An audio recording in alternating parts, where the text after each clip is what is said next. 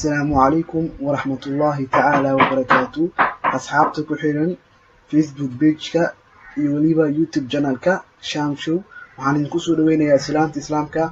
السلام عليكم ورحمة الله تعالى وبركاته. بعد التحية ما أنت وحارة وعنا نكسو جيليو أم ننسو قدبيو موضوع آد وحساسي oo ku saabsan sidee baad u noqon kartaa ardayda ugu horeyso kaalmaha ha ahaato jaamacad ama ha ahaato iskuul. maanta waxaan ku hayaa qodob gaaraya ilaa iyo 7 qodob oo haddii aad ku dhaqanto aad ka guulgaari doonto hamigaaga. qodobka koowaad waxa uu noqonayaa inaad cashirka aad qorato asigoo dhammaystiran, yacni cashirka ha ka kala tegin, sababtoo cashirka haddii aad dhammaystirto waxay ka caawinaysaa inaad hadhowtii cashirka aad wada akhriso oo aad waxba aadan ka tegin. laga yaabo haddii cashirka haafkiis aad qorato in haafkaas hadhowtii aad akhriso, laga yaabo macalinka ama professorka uu ka keeno dhinkii kale ee aad ka tagtay. qodobka labaad waa inaad si fiican aad u dhagaysataa macalinka ama professorka xilliga uu sharxayo cashirka. taasna waxay ka caawinaysaa inaad hadhowtii aad xifdiso wax, sababtoo cashirka in hadhowtii aad su'aalihiis ama aad xifdiso waxaa haddii aad macnihiis aad fahansan tahay 99% way fududahay inaad xifdiso, aad bay kugu fududaanaysaa. yacni ka waran wax aadan aqaanin oo xifdi loo yiri iyo waxaa macnihiisa aad taqaano oo xifdi loo isku mid maaha 100%. waa inaad cashirka si fiican aad u sharxataa, si fiican aad u dhagaysataa. qodobka saddexaad waxa uu noqonayaa inaad haysato notebook ama book khaas ku ah oo aad ku qorato maadooyinka sharaxadooda.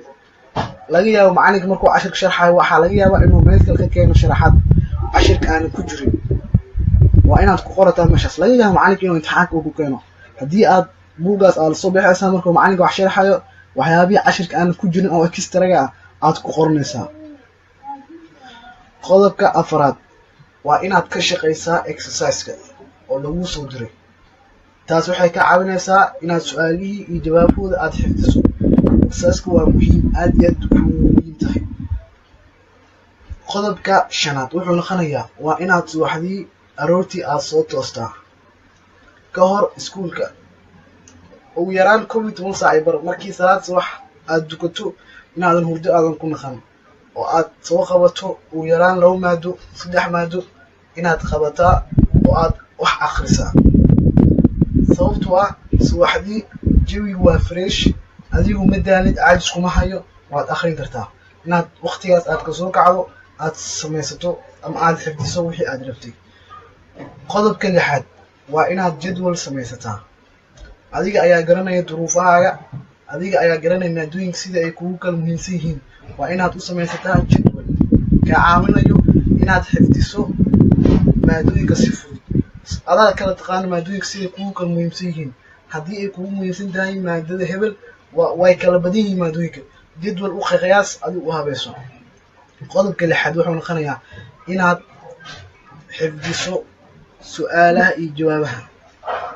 waqti ugu fiican oo la xifdiyo ayaa waxay tahay salaad subax gadaasheeda ama bayna almaqrib walcishaa, waqtiga u dhexeeyo maqribka iyo waqtiga cishaha. markaas salaada maqribka aad sinayso buugaa hore iskaga qaado, masjidka tag, salaad duko maqrib, markaas salaad aad dukato ilaa iyo cishaha inaad wax akhriso. sidoo kale qodobka kale oo aad u muhiim ayaa waxa uu noqonayaa oo qodobka 7 ah inaad cashirka akhriso marka lagu soo dhigay. tusaalehaan maanta camal cashir la soo dhigay, maanta markii lagu soo dhigay isla galabta akhri ama caawa, markaas cashirka aad ayuu kugu fudud yahay inaad akhriso. waxaan rajaynayaa tallaabooyinkan aan kuu soo sheegay haddii aad ku dhaqanto inaad ka guulgaari doonto hamigaaga oo aad ku noqon doonto ardayada ugu horeeya kaalmaha. sirtan waa sir la soo ogaaday, waa sir cilmi baaris dheer lagu sameeyey oo ku saabsan ardayda kaalmaha hore gala. isweydii sabab isweydii adiga iskuulka ama jaamacadda markii la furayo aad imaataa. marka aad imaado ardaygan oo kaalmaha galaya wuu kula imaanayaa. markuu ku imaado isla fadhiisanaysiin markaad isla fadhiistaan ardaygan